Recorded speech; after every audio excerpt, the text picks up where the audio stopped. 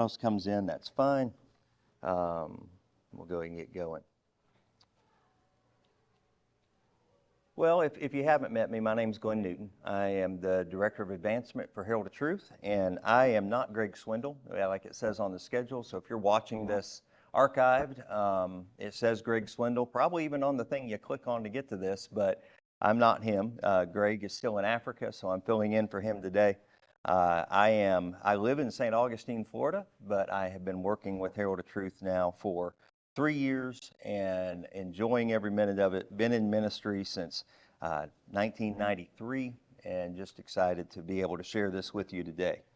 We're talking about entering the digital mission field. And I think sometimes people see this topic on a workshop or on a lectureship and they get a little nervous. They're like, oh, that's technology. Oh, I don't know anything about that. I'm just going to stay away. And that's honestly one of the worst things that we can do. I was, last Saturday, I was taking my 86-year-old mentor and friend, John W. Smith, to the airport. And when we got into the car and pulled out of the parking garage, I said, hey, Google, navigate me to Orlando International Airport. And the directions popped up on the screen. And John looked at it, somewhat puzzled, and pointed his finger at it, 86-year-old shaking hand. And he said, what is that? He just didn't even know what it was. And I explained that it was Google Maps, and it hooked up from my Android phone to Android Auto. And he said, you still haven't told me what it is. And I said, well, it's an app on your phone that you hook up to your car. And he said, well, does my car have this? And I said, John, I don't know. And he said, well, I need you to find out. He was curious about the technology, but he just didn't know anything about it. Most of us, regardless of age, are interested in technology when it's something that appears to make our lives easier. Am I right? If it makes our lives easier, then we're going to do it. We're not normally interested when it just benefits someone else, but if it benefits us, we'll figure it out. I remember the first time my mom sent me a text that said LOL. I about died laughing because my mom had gotten so into technology and social media and all that I just can't believe that's my mother. She's 86 years old, and she knows how to cast her phone to the TV to be able to watch me preach on Sunday morning because she's a shut-in. And it just, it kills me that my mom's able to do those things. But when I start to bring up some other technology things, she's like, well, that's over my head. And I love my mom, but she learns the things that benefits her, and that's okay. But I think we do that as churches as well.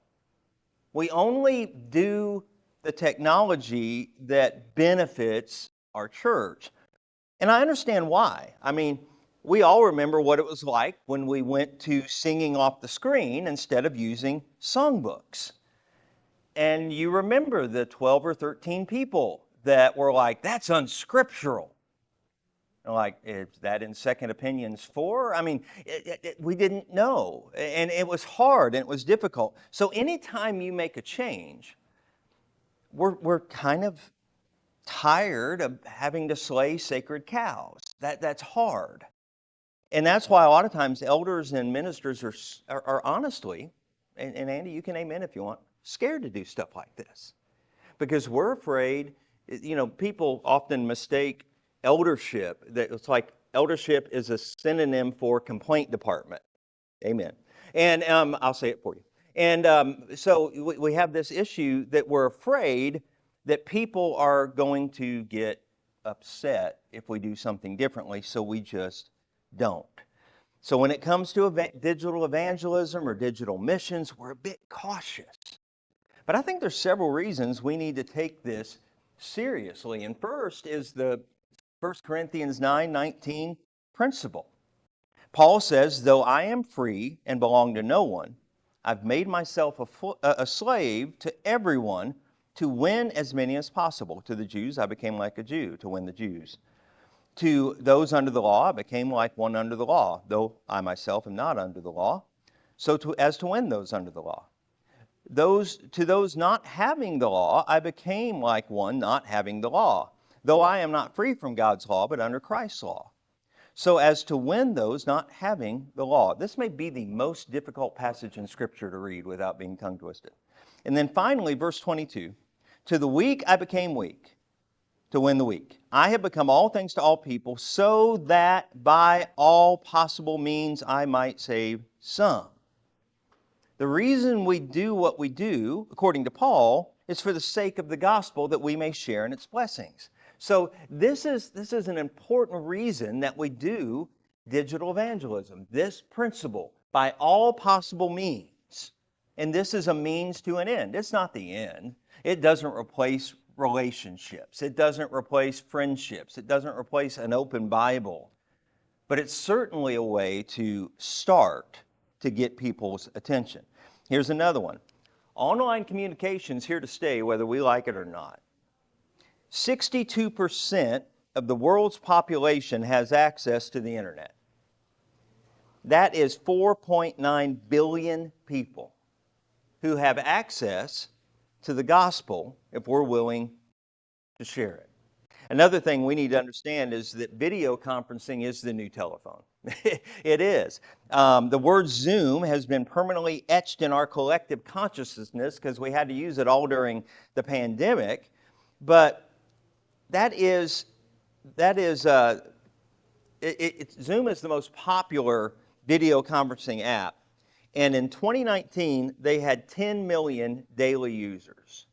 How many do you think they have now in 2023?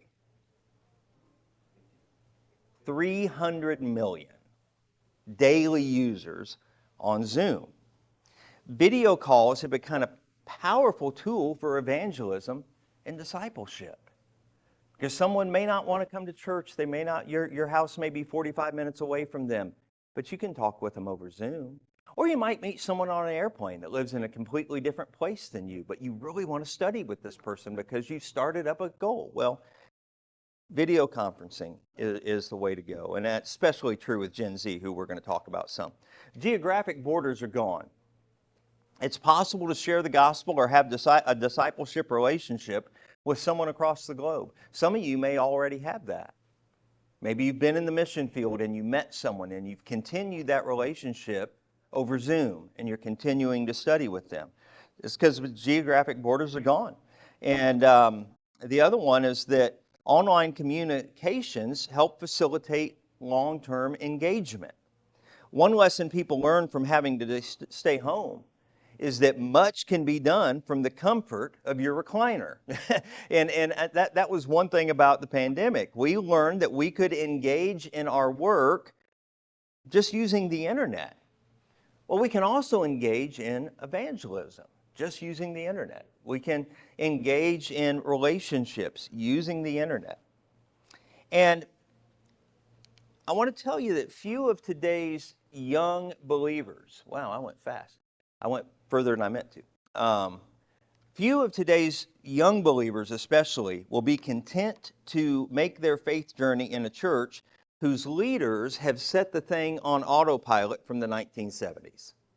And I'm not meaning to be rude or ugly, but I was scrolling through Facebook the other day, and I saw a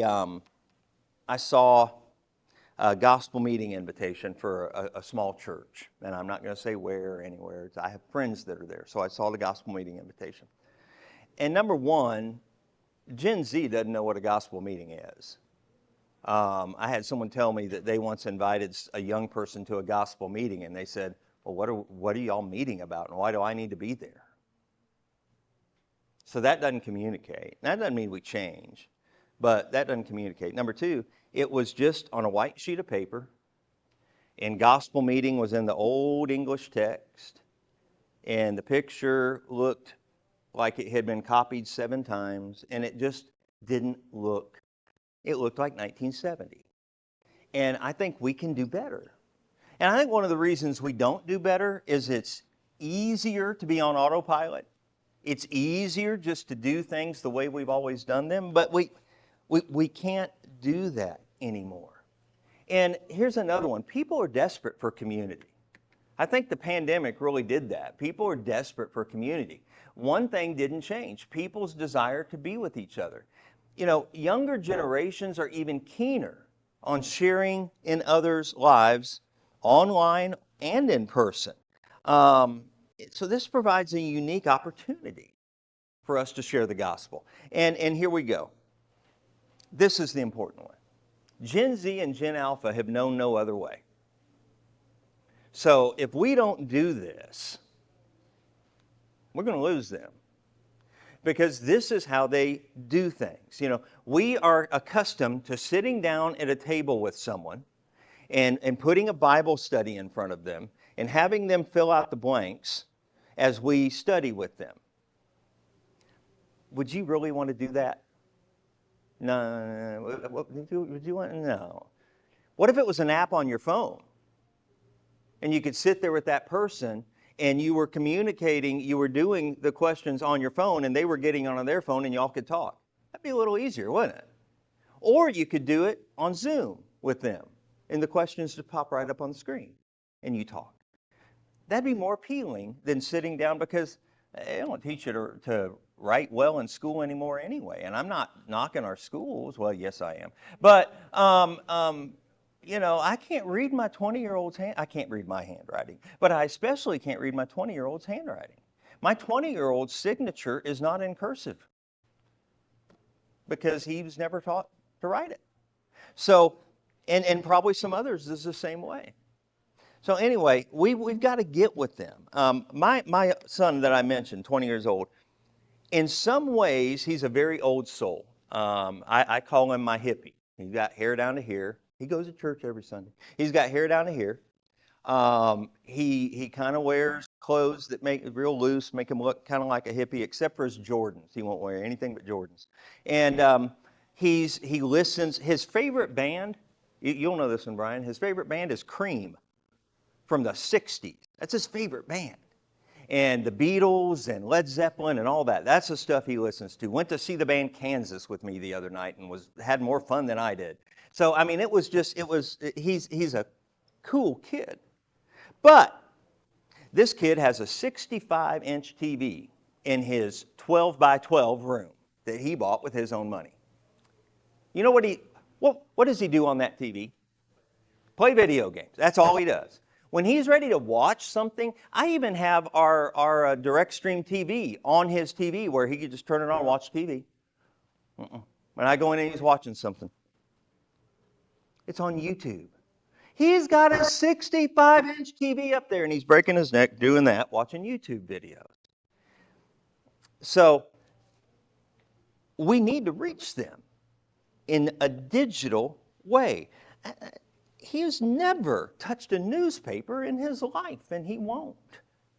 All of his schooling in high school, he didn't bring home tons of papers every day. It was all online. So if we try to reach this generation by any other means, we will fail.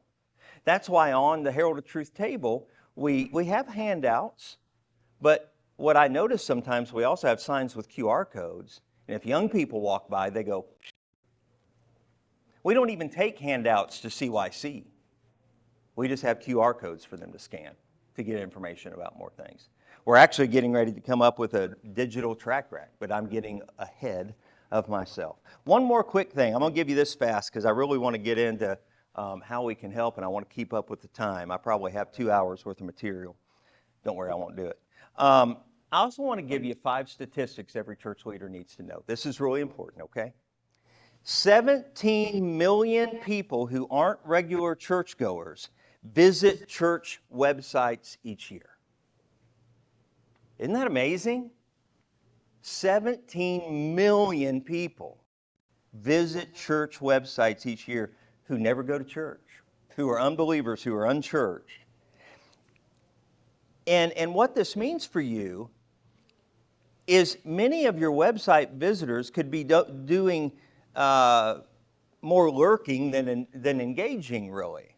You have a huge opportunity to reach these potential members that have shown interest just by going to your website and knowing more about your community.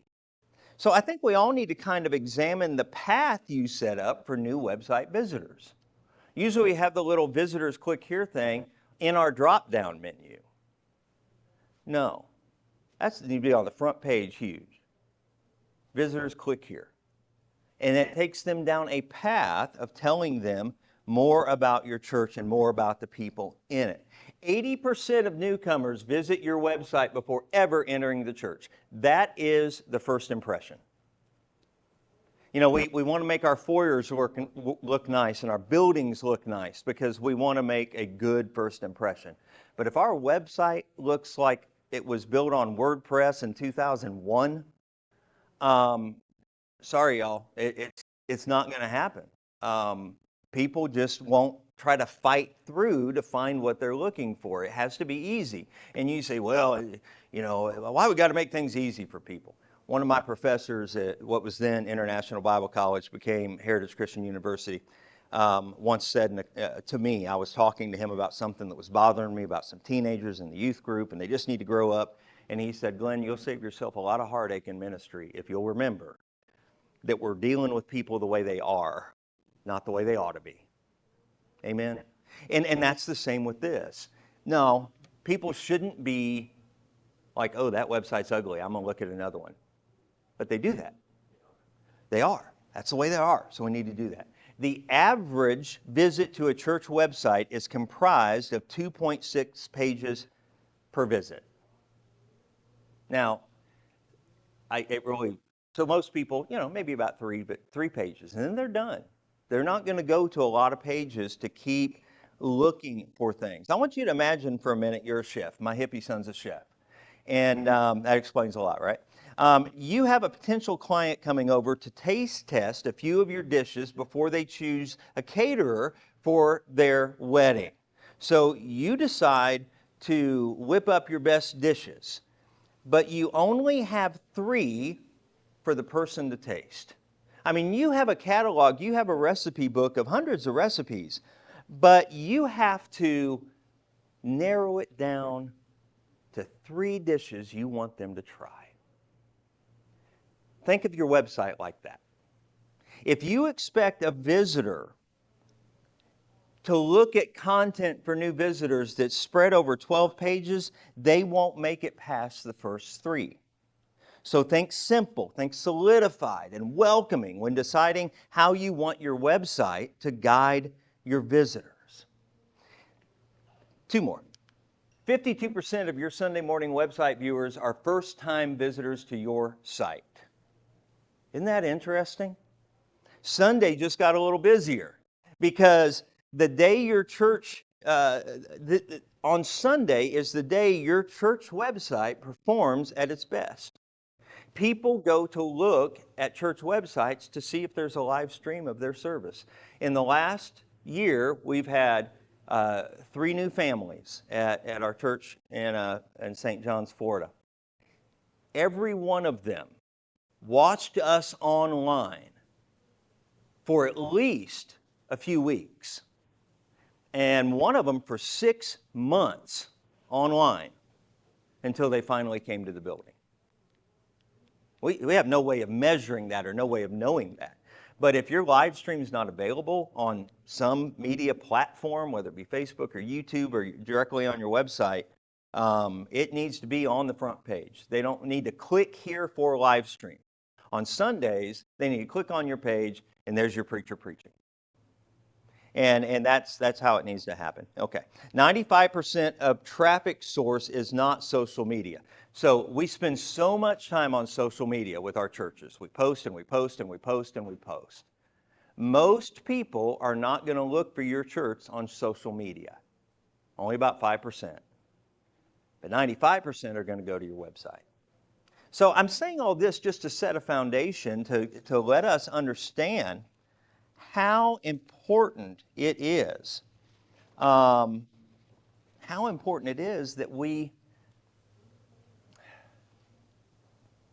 get current. And I wanted to say that in a nice way. That's why I was thinking.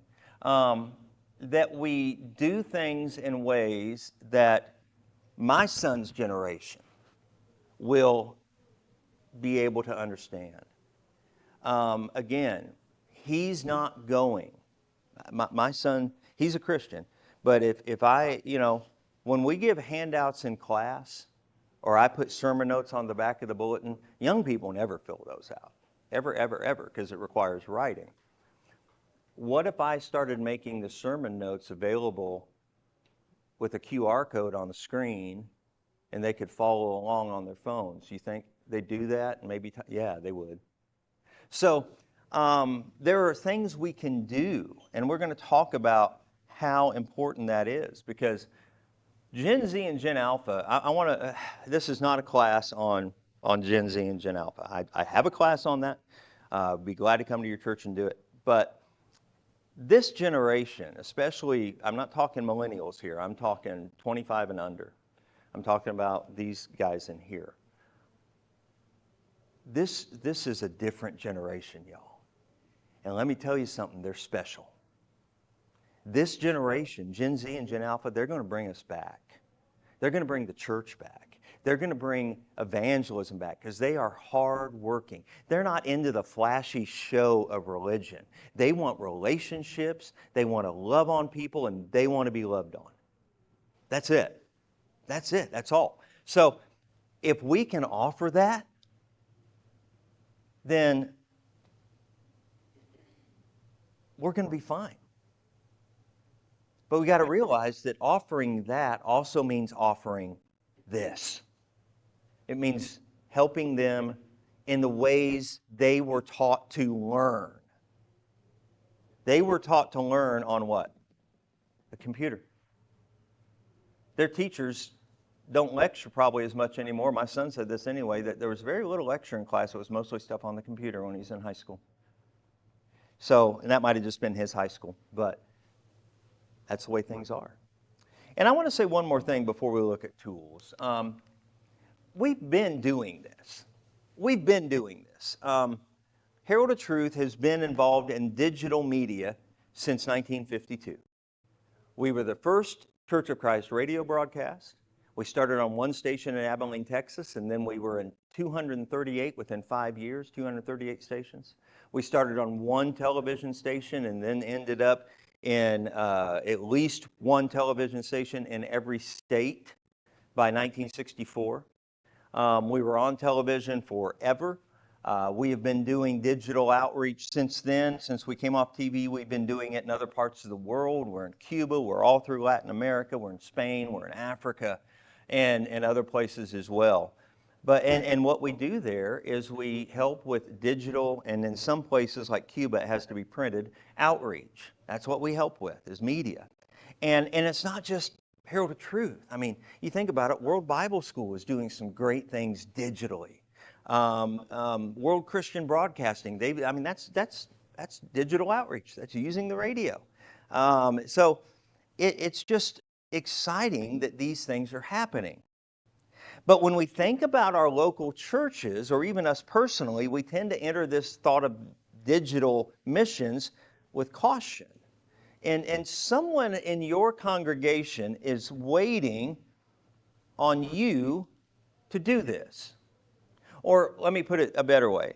Someone is waiting on you. Someone who's lost. I meant to say it this way. A lost person, an unchurched person, is waiting on you or your congregation to do this. There's someone with a soul who needs Jesus who may never say, oh, I'm going to walk in that church building and hear what they're all about.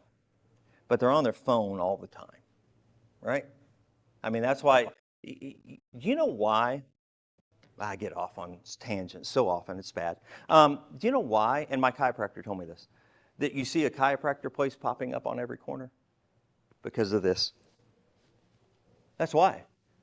I mean, this has been the best thing for the chiropractic industry that there ever could be. Chiropractors love cell phones because that keeps them in business, because people just look down and then it starts to hurt and you go and you feel good for 3 or 4 days and you have to go back because you've been looking down again. And I know you can't look at your phone like this. That would be weird. But that's why. We're on it all the time. So how can we utilize that? Well, we are offering something, and we're helping congregations reach people in their community through something called digital geofencing. And we can do this in America. We can do it in many foreign mission fields. We're getting ready to work. We're in the process of possibly working with a group of churches in England to do this. And that'd be exciting, because England has had very little effective outreach over the years. Maybe this will do something. But here's how it works. I want to tell you a little bit about how it works before I explain the rest of this. Let's say, for instance, you are wanting to, I mentioned this to Brian. Here's one way you could use it. Let's say you're going to do a door knocking campaign at your church. Some people still do those, and that's fine.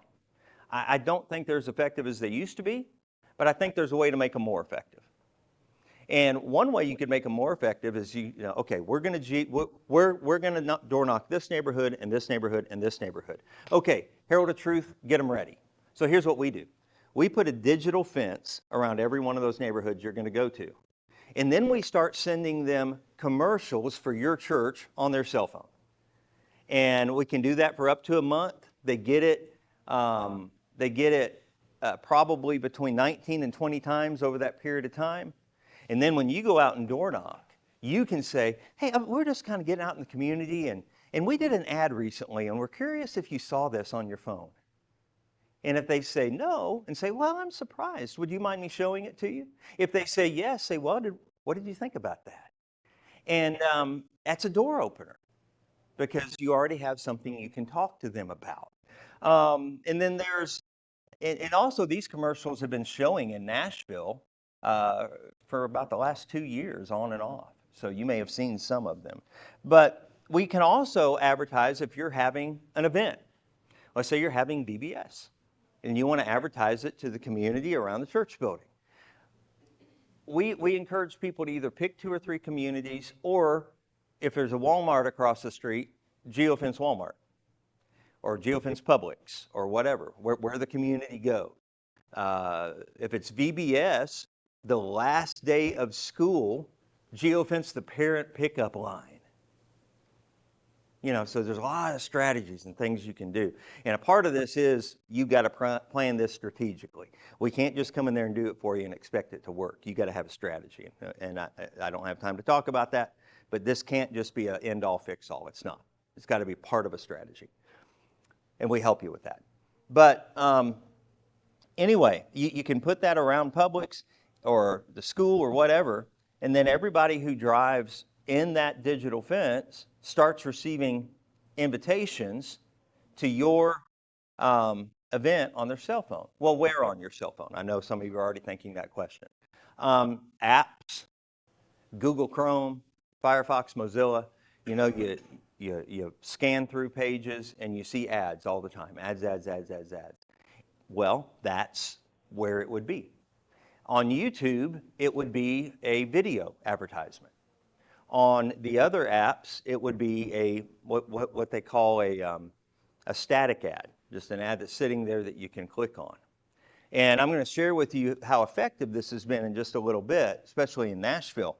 But, this is an effective way for a church to reach specific groups of people by church location. And people, like I said, are looking at their phone all the time. And they're scanning through and they see ads. And you'd be surprised, people actually do click on those ads from time to time. And I know you don't, but some people do. And you scan past them, but every now and then one grabs your attention. And you're like, oh, wow, you mean I can just sit in my chair and this little contraption will be like a bicycle and I don't even have to pedal. It'll do it for me. Click. I did that yesterday, sorry. But I've got a bad knee. So I was thinking, that's awesome. I clicked on it. I ain't spending $500. So, but that's what they want. They want you to click. We want people to click. And you can use this for events. You can use this for outreach. Just so many ways you can use it. And it's ideal for the younger generation. And I've already explained that.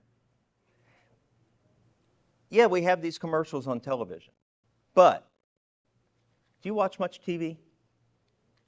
A little bit. My son doesn't watch any unless it's an Oakland A's baseball game or a Cleveland Browns football game. That's the only time he's going to be watching TV. It's sports. That's it. Any other time? So that's where we need to reach him. We used to door knock because we wanted to go to where people were, right? Where are people? I mean, I got smashed into in the airport the other day because I was looking for somewhere to eat, and the lady that smashed into me was looking at her phone. And it was funny. We laughed. No one was hurt. No animals were injured in the filming. It was great. But that's what happened. I saw a YouTube video of a lady walking through the mall and looking at her phone and tripping and falling into the fountain. You know, we're always there. So if we want to go to where people are, where do we go? To their cell phones. And this is not only cell phone, this is any digital, it can be a tablet. And if they have their phone hooked up to the apps on their TV, the streaming apps like Hulu and all that, they'll start getting the ads on Hulu and Peacock TV and things like that as well. So it's an ideal way to reach the younger generation. And we can also track who is visiting the website and church location by neighborhood. In other words, we can tell, hey, someone visited your website from this neighborhood. And we can also say, hey, 3 people who saw your ad came into your church building. We can't tell you who they were. That's all protected by the FCC. But we can tell you that they came. We encourage people when you do a visitor's card or whatever, or just if you're greeting at the door, say, how'd you hear about us? And see how many people might say through a digital ad. This is what the static ads might look like for our first 3 commercials. They look different for our next 6 commercials. We have 9 total right now. I'm only going to show you 3. But these are what they might look like. And, people click on that, and it can either take them to our dedicated website, which if you're a partner church would have your name listed in the directory, or we can set it up just to go to your website, where you can use some of our material from our website to put on yours, so it will match the ad. When you partner with Herald of Truth, you get access to all the commercials to use them however you want, on your social media, on your website, everything. Here's one of the first commercials we did. This one's 15 seconds long. The reason it's 15 seconds long, I'm going to show you Simply Christian. The reason it's 15 seconds long is you cannot skip a 15-second ad on YouTube. Now, if it's over 15 seconds, you have to watch 7 seconds of it. But if it's 15 seconds, you have to write it out. So these first 3 are actually 15 seconds, but I'm just going to show you this one. I don't know if we'll have sound coming from the computer or not, but we'll see. If not, I'll tell you what's being said. No, we don't. He says, I've heard it enough, I can tell you. Oh, and it's freezing. He says, in a confusing and complex world, isn't it comforting to know that there is simple truth, simple faith, simple Christianity, the churches of Christ? And what we would do there is where it says the churches of Christ, we'd put the name of your congregation. So, and that one they can't skip. And I think that one's kind of relevant right now because people are confused. So that's a good relevant commercial. This one, I'm going to let you see a little bit of it. You won't be able to hear it. But this is and if you want to see these, you can go to Herald of Truth. It didn't even play. Will that one not play? Okay, it's okay. Let me just go back. And these all here are called Love Begins. The first one is God's love begins with forgiveness, family, and fellowship. And this commercial is called Sinner's Welcome. It's a story of a father and a son. This father gets a call at 3 a.m.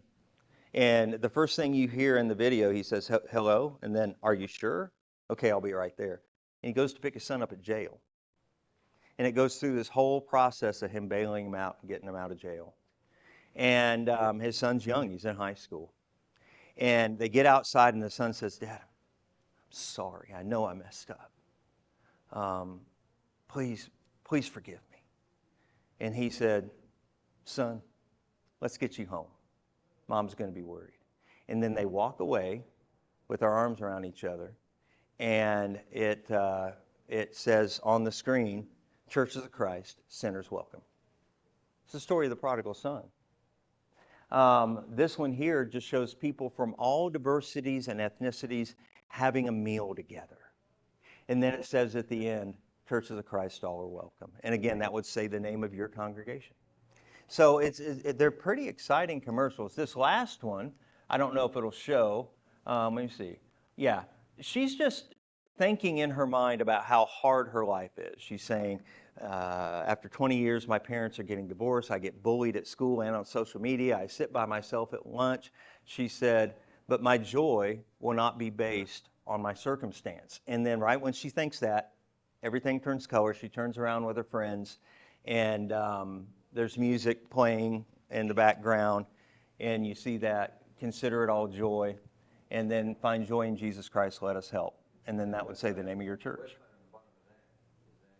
That's our dedicated website. That takes you to a website that's set up by Herald of Truth.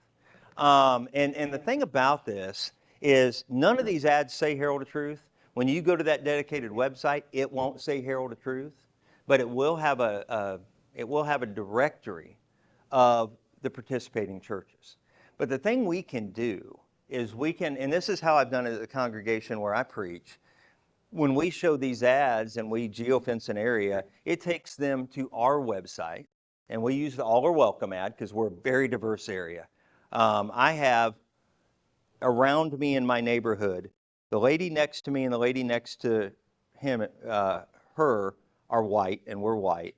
And then we have Hispanic, Asian, Indian, Australian. I mean, we have all ethnicities, and that's where we live in Florida. It's just everyone from everywhere. So, and we have a few people from New York, a whole different country. But anyway, that was a difficult one to deal with. But we do that. We geofence, and it takes them to our website, where we have taken all the stuff from Herald of Truth that's on their dedicated website and just copied and pasted it onto ours, and you're allowed to do that. And we give you the videos that you can embed into that. So the landing page has the 60-second version of the video we use for them to watch. And then it has a form for them to fill out if they want more information. It has a phone number they can call and all of that. Okay, here's some geofencing we did this year in Nashville. This is so far this year. We've been geofencing our 10 partner churches in Nashville. And here's what we've done so far this year. 293,672 people have seen the ads on their phone. Impressions means they actually saw it. But, if they just scan by, that's not an impression. If they stop and look at it, that's an impression. We've had 1,136 clicks on these ads. That is a 0.39% click-through rate when the national average is 0.05. So almost 8 times the national average. And then we've had 110 total foot traffic visits. So in other words, 110 people who saw the ad walked into the closest Church of Christ building. Now, some of those could be members. I'm not going to say, hey, 110 unchurched people, I don't know. Because members may have got them and then seen them and gone. But we know in talking to some of our partner churches that they have had foot traffic visits. My dad's church in Mount Dora, Florida does this during their food pantry giveaway. They geofence the whole area around their food pantry. And when people come, it's once a month. When they come, they geofence as people are getting food. The second month they did that, the next Sunday morning, they had a Hispanic family come that saw the All Are Welcome ad, and they spoke English, but they came. And then they started bringing friends with them and that didn't speak English. Now they have 17 people that are Hispanic, and they've never had any Hispanics in their church, and they've had to start a Spanish-speaking service at their church with borrowing a minister from the Concord Street Church of Christ in Orlando, because they have 2 Spanish ministers. One speaks on Sunday morning, one speaks on Sunday night. So we get the Sunday night, my dad's church, feel like I'm a member there, gets Sunday morning with them. So, it's just fantastic. Do you believe that? From seeing an ad on their phone, this church has had to start a Spanish ministry. I don't know about you, but I kind of, I know you don't amen as much here, but I think that deserves an amen. I mean, that's exciting stuff to me. And then Metro Church of Christ in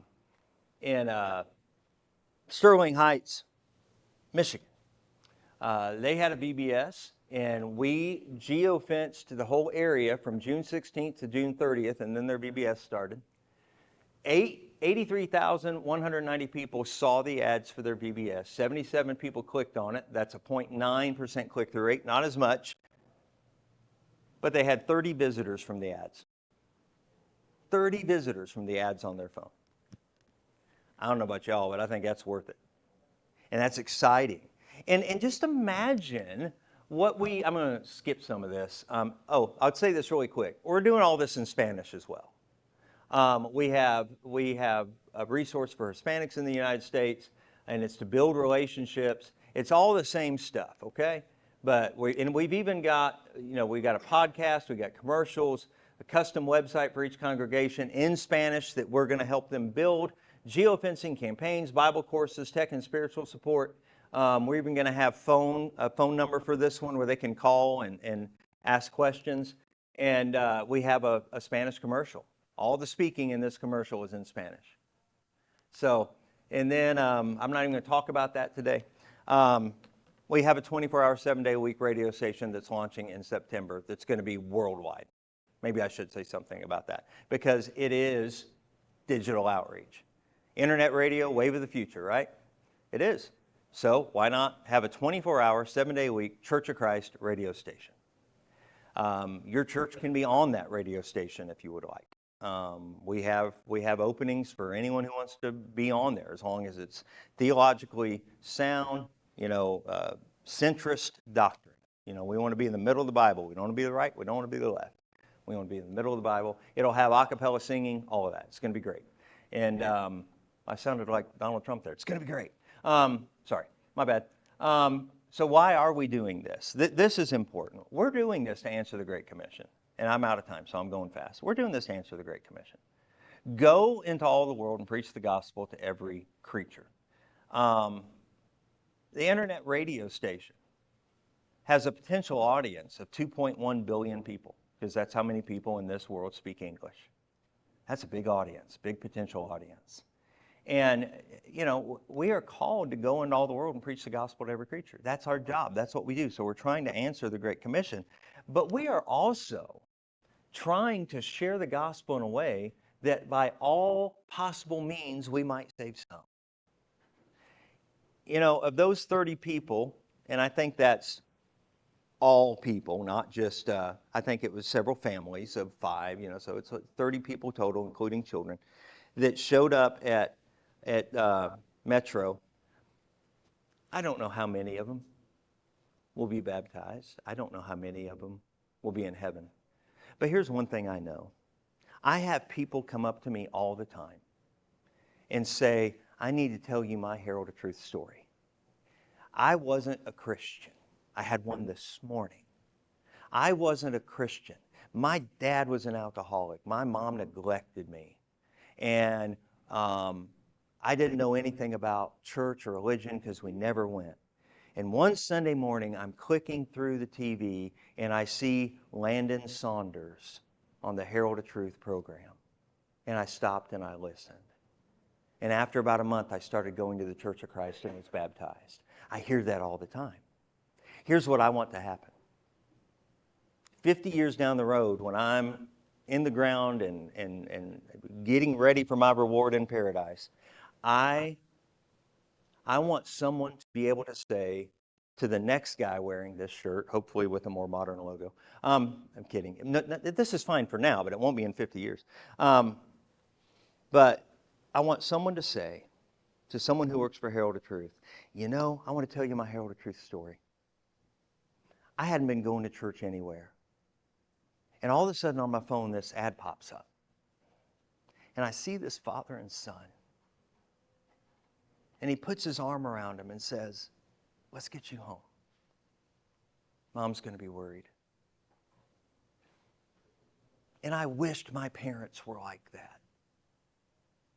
I wished my parents were like that. And I just said, I need to find people like this. So I went. And now I'm a minister in the church. And that's what I want. That's what we all want to happen. So I think this is a great way to do that. We have to go out everywhere. And if we go out everywhere, the Lord will work with us. He can use this. This is not about the power of hell to truth. It's not about our reputation. It's not about 71 years. It's not about us. It's about God taking this and doing something with it through the power of His Holy Spirit. And so I want to say one thing at the end, but before we go. Don't allow your digital outreach program to become impersonal.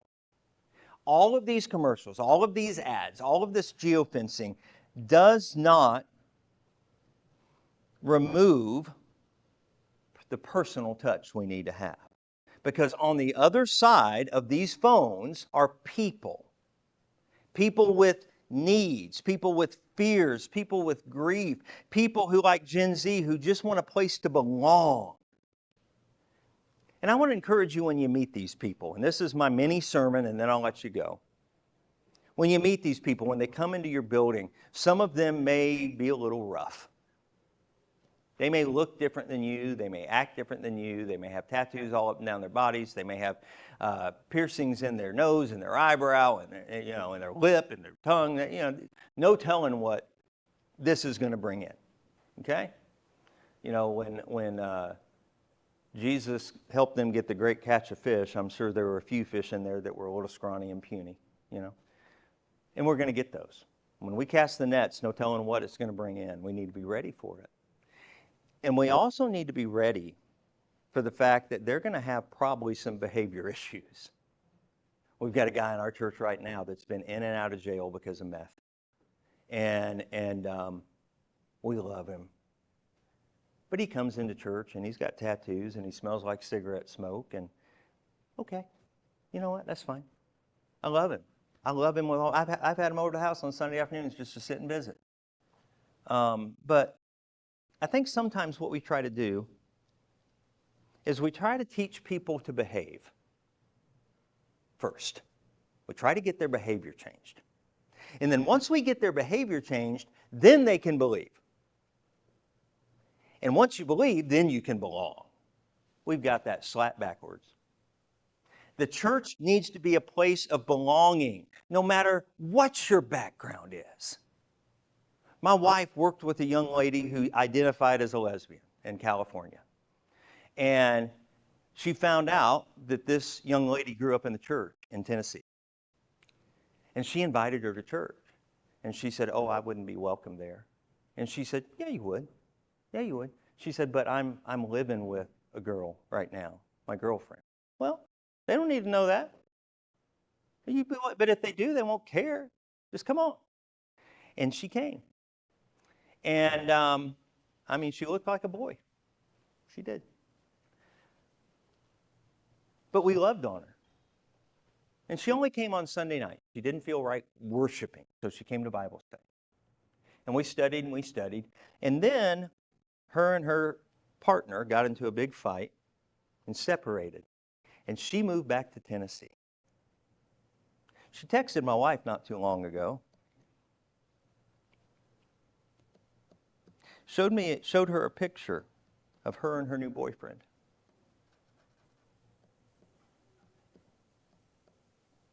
We offered a place of belonging. That changed her beliefs. And then she began behaving.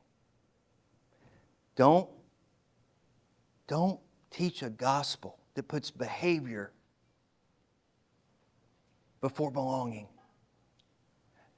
And belonging doesn't mean they're saved before you baptize them. That's not what I mean. It means that you love them, just the way Jesus loved us. I'm out of time, Barry. If you need more information, I have some business cards. I have some little booklets up here. I'm going to be heading to the airport immediately. I'm going to change clothes because I can't fly in dress shirts. I don't know what it is. I just can't do that. And so I'm going to change clothes and head to the airport. But I've got a few minutes. If you want to come up and ask any questions or walk outside and ask any questions, feel free. Thanks for being here.